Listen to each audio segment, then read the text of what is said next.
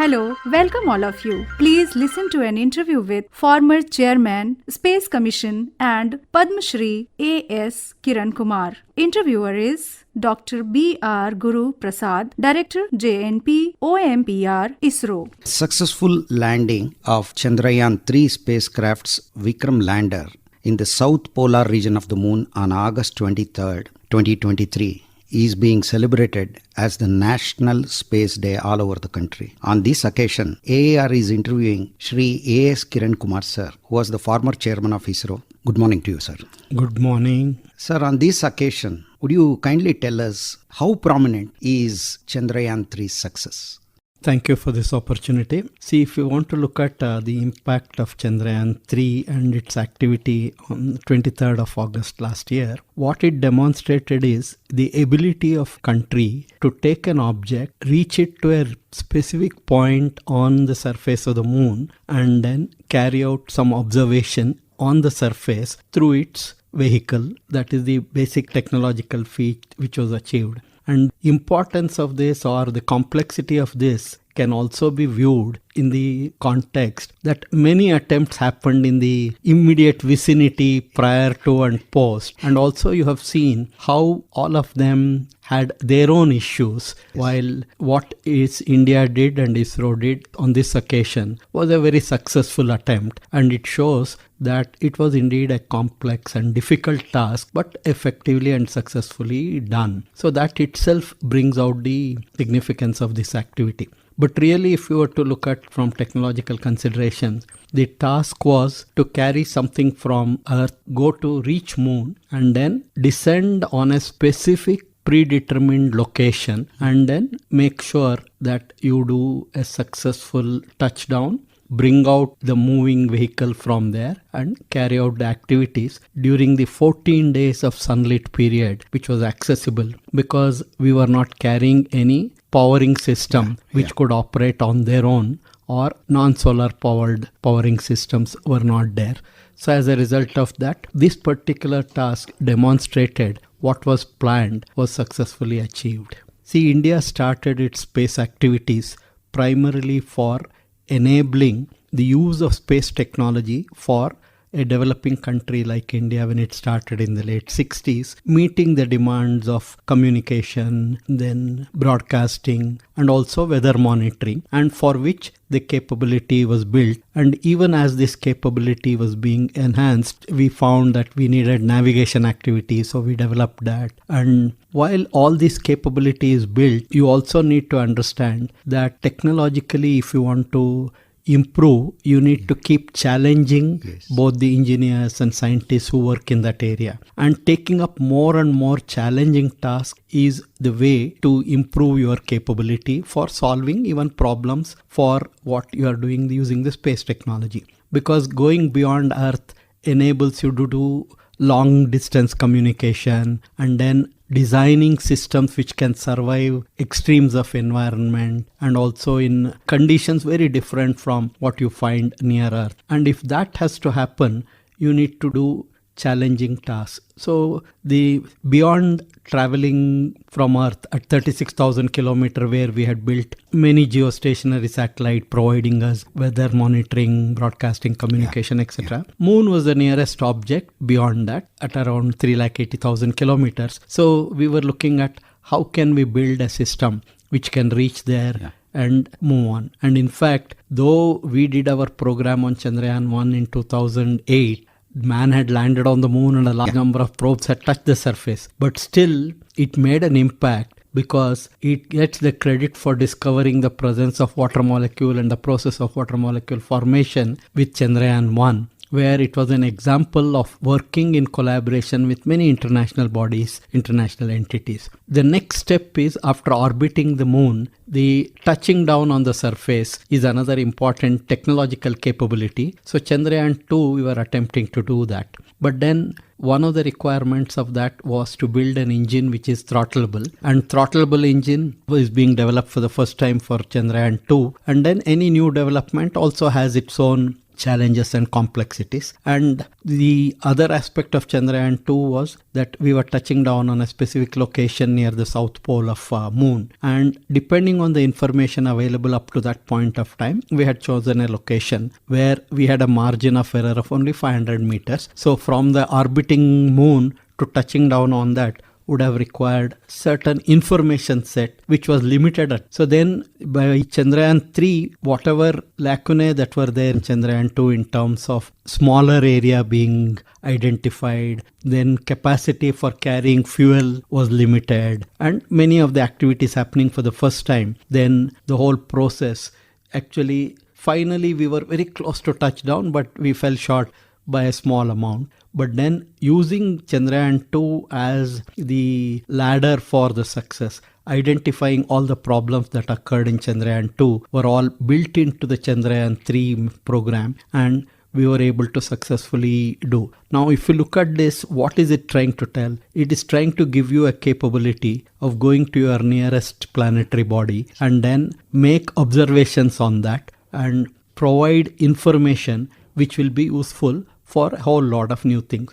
Like I said, after Chandrayaan 1, the human interest on going to moon increased tremendously because of identifying that water is a possibility there, and that water can act as a source for future fuel requirements and even for surviving on moon, etc. So this particular Chandrayaan mission, if you look at in that sense, has been in many ways very significant because it rekindled the interest of the humanity to go. Otherwise, after the 70s, it was a low-key activity going on. Correct. So that is one of the key things what Chandrayaan did. It was basically an effort on our part to throw more and more challenging tasks to our space technology community so that we can do more competent activity from space for enabling humans sustain themselves on Earth. Sir, when you mentioned about the Chandrayaan 1 conclusively discovering water on the moon, I remembered at that time it was hailed as a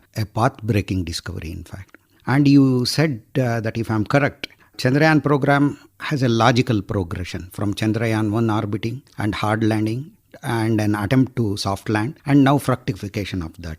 That brings me to the next question. You thoroughly reviewed Chandrayaan 3 mission before it was launched. When you look at the performance of the various mission elements, including the spacecraft, the launch vehicle, and the ground station network, everything, how do you characterize it, sir?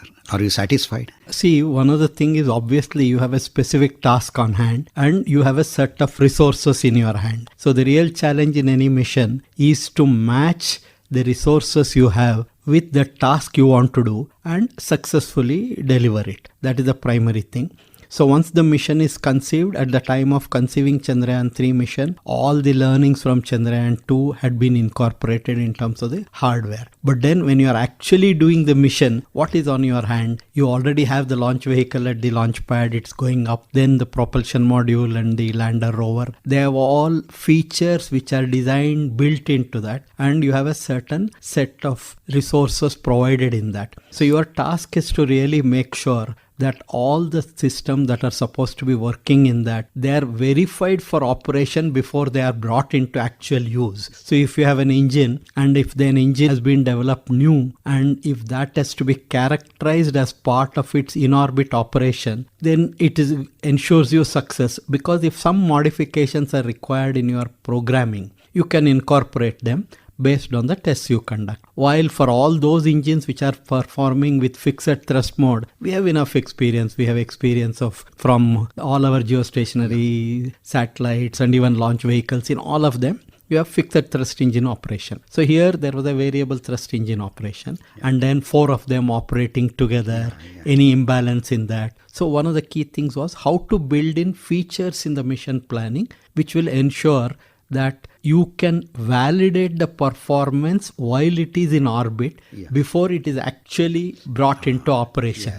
So this is a key aspect which was built into that. And similarly, for example, when you had to land, you have to land in a specific location. See, what is the real task of landing when you are orbiting? You are moving around the moon at a speed of about 1.6 kilometers per second in a per 100 kilometer by 30 kilometer orbit. So at a given point of time, you are moving with a velocity of 1.6 kilometer per second. Then you want to bring it down to zero on the surface. So you encounter two types of issues. One is you have to reduce your horizontal velocity to zero. If you make your horizontal velocity zero, then the moon's gravity start pulling the object down. And if you don't do anything, it will keep accelerating. So if you don't want it to happen, you have to keep providing a compensatory force on your, so this is where the throttleable engine comes, and you need to measure it carefully, and then from the starting point to the end point, all your trajectory you should be able to measure various parameters, your velocity, your direction, and build in your algorithm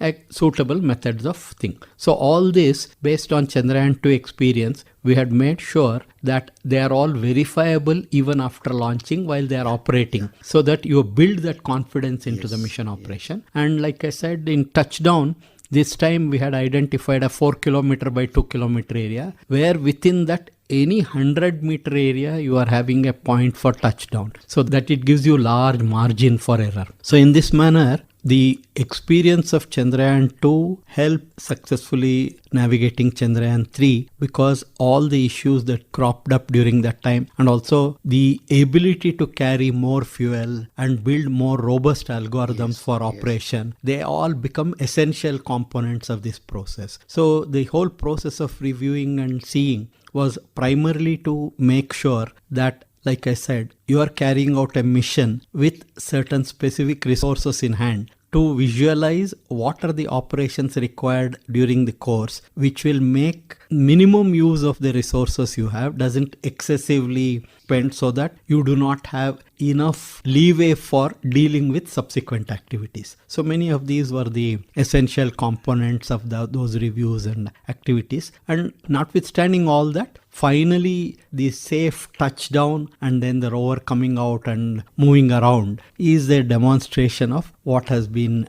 done. See, otherwise there are umpteen number of things which can still show up at the wrong point in time and cause difficulties. But then, to the credit of all the people who have been putting their sweat and blood for this activity, so it was a successful attempt, and we were able to make sure that we landed in an area where nobody else had gone, and also collect information about that region, which it becomes a sort of a virgin data for any new scientific studies. So it was very significant, and practice made one perfect, and there was meticulous planning. Now the landing of Chandrayaan-3 on the moon innovatively in an area where nobody had done earlier, no doubt about it, it was a technological accomplishment which was very significant. But would you kindly tell us what are the scientific contributions of Chandrayaan-3 to the domain of science? Any science, when you have to look at it, it first looks for certain set of observation. So in Chandrayaan-3, we had a number of instruments which were carried both in the lander and rover, and these instruments made specific observations. For example, there was a Ramba called a Langmuir probe which measured ions, electrons, density at a height of about 2 meters from the surface of the moon. And this data was collected continuously for about 12 days of its operation. Then we also had what is called a LIBS, laser-induced breakdown spectroscopy, where a laser is fired and then based on the evaporation that takes place, making measurement of molecules and atoms, and then study the characteristics of that material. Then you also had on the rover the LIBS instrument as well as what is called APXS, that is a alpha particle X-ray spectroscopy system, which measured at 23 different locations in a circle of 550 meter radius. So then it made observations by firing the alpha particle and then taking data, which showed in a way what were the actual materials that are present there, and it showed that this entire region is very homogeneous, and also it has got certain elements at a concentration which is very different from what other observations have been done in previous missions closer to equator, etc. And then by once making an observation that there is uniformity and there is something different from what's seen elsewhere, actually ask for why has it happened, how can it happen. So this is where these scientists come up with models and try to bring in explanation that probably this is what could have happened and this is what explains the higher occurrence of certain types. That APX was there. And then similarly, this also carried a seismometer on the lander, which could make not only measure, it could detect the movement of the lander and the rover around it. Then in addition to that, the total data that is collected is under the process of analysis by various people. There was also an instrument called CHASTE, which measured conductivity at a depth of 80 centimeters from the surface of the moon. So many of them are first time observation. So one is to make sense out of the observation and bring in some explanation for why it is showing the kind of results that it is showing. So in this case, we were able to do for the first time in a region where nobody had done so far. So the efforts are on both in terms of bringing scientific results out of that, and also these results will be made available to the international research community also, so that the modeling and then various activities related to that can proceed. So basically science can only be improved with new observations. So new observation is what provided with Chandrayaan 3, and then what kind of instruments were designed for that. Of course, they are in many ways resultant of your capability of what you can do. You have certain resources, within those resources what you can do. So that's how it's progressing. So technology enables science. Yeah. Again, and I'm sure that a lot of papers will be coming out. Yeah, already there are some Nature peer-reviewed papers, journals. etc. Nature has already given one of the things with respect to APXS. So similarly, there will be a lot of them which will be coming out. And this data also will be available to all the researchers both in India and outside. That's noble, sir, really. And one small question, why moon is so important for humans today? Okay, the basic question that anybody asks is like, why do you do something? It is like somebody was asking a question, why do you want to climb Mount Everest? Yes. The person said, I want to climb Mount Everest because it is there. So like that, moon, once you see moon has been an object of the human, actually you can say activity in all spheres of life. And that is the closest celestial object to us. So obviously the curiosity of what is moon, what is there, what can be done is one of the things. But beyond that, when you are looking at, today we are looking at moon. For example, India has already announced by 2040, we will not only carry humans to moon and land there and come bring them back. So if you want to do such a thing, what is the interest? So moon is being looked at as an observatory. That means you can make observations with moon as the point. So setting up laboratories and setting up observatories there for looking at Earth or looking at space. It can also provide you certain very distinct advantages with respect to electromagnetic radiation, shielding. One side of the moon can act as a shield for signals coming from Earth and then make very faint signal observation. So moon is being looked at as an observatory. Moon as an observatory. Then moon as a place for exploitation of resources there. See, naturally, the newer and newer resources you find, there will be some applications for that. So looking at what is available on moon and how can it be used. Then moon as a manufacturing place. That means it provides a unique opportunity, condition very different from Earth. So it doesn't have the atmosphere. In those conditions, certain different kinds of manufacturing could be possible. So using that as a manufacturing place. Then moon as a stepping stone for travel beyond. That means many times what we see, even in the past also you have seen when man started moving on animals and moving. So he was identifying some places for stopover. That means refueling, providing food for himself. So same way moon can become a stopover point where you can refuel or you can build systems there and you don't have to carry all in one go from Earth. So moon as a stepping stone for traveling beyond. Because traveling beyond solar system and into other parts of the universe is going to be a continuous or the pursuit of human beings. So he will come up with propulsion technologies. Today you may have only 10 kilometers per second, but he is already looking at how to increase it and how to reach speeds of light, etc. So there is a huge opportunity for these things. And then beyond that also, if you look at moon also as a place where humanity wants to use and bring in collaboration, coordination, regulation, because going beyond Earth and monitoring from space is a unique capability which will help protect Earth from many situations. But in this, if you have to collaborate and cooperate with others, who are the people who are going to do that? It is only those who have the capability to do this. So the nations are looking at, not only nations, even private entities are also looking at how they can build systems which can go. So moon is a very important element in the human endeavor for exploring the universe beyond Earth itself or beyond our solar system. And like in an eternal sense, the ability to make newer and newer observations with more and more capable observing systems, and observing system being provided appropriate locations for observation is all part of the human development endeavor. So in that context, moon being the closest celestial object is naturally a point of interest, and it will continue to provide very challenging and also opportunity for humanity to look beyond.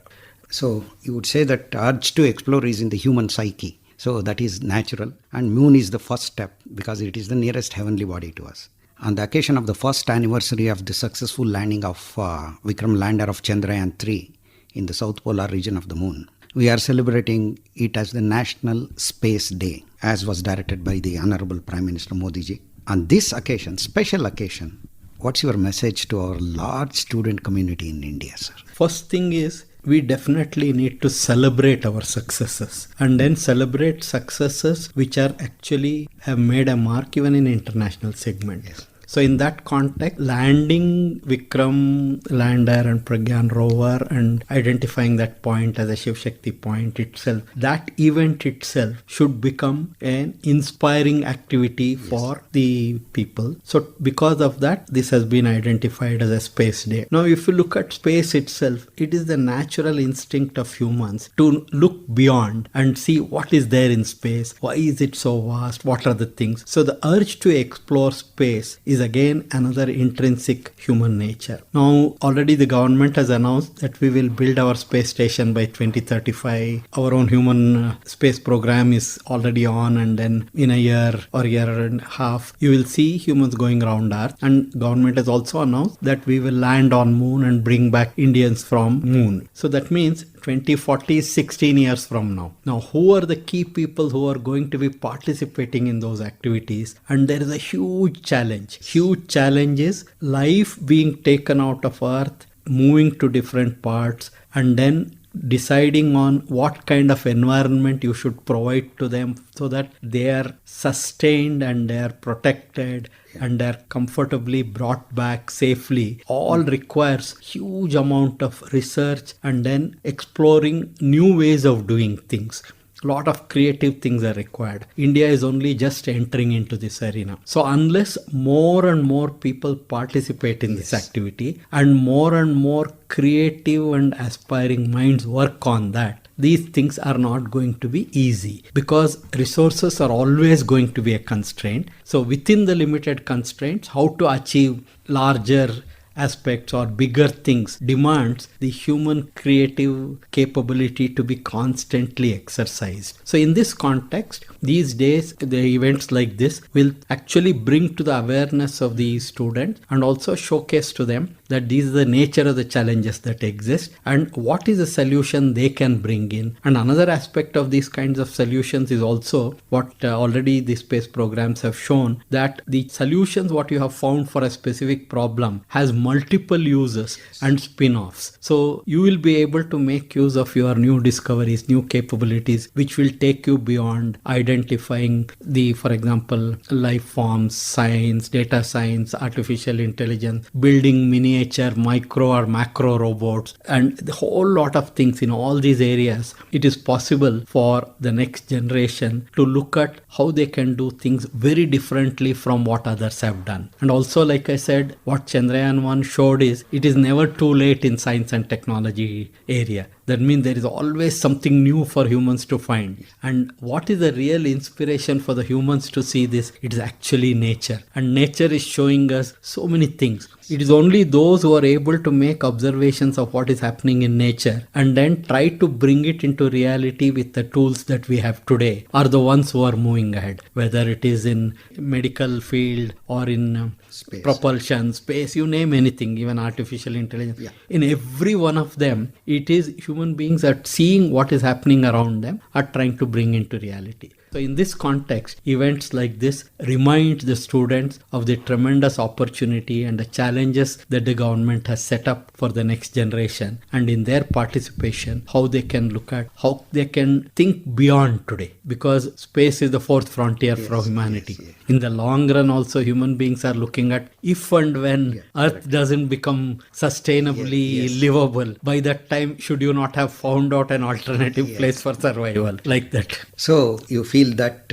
awareness about achievements like this will definitely inspire the student community. Awareness about the achievement and the awareness about the possible challenges that can be tackled with their capability. So if you point it to them, then they can actually take advantage of that and they can show. In fact, the Indian intellectual capability has already demonstrated to the world what it can achieve in terms of lowering both the external world and internal world is a huge thing. So it's only bringing awareness which helps. And this particular type of National Space Day is a tremendous opportunity, all minds to explore the entire thing. External or internal is only incidental. So reminiscing about this achievement benefits the individual as well as the country and the world at large.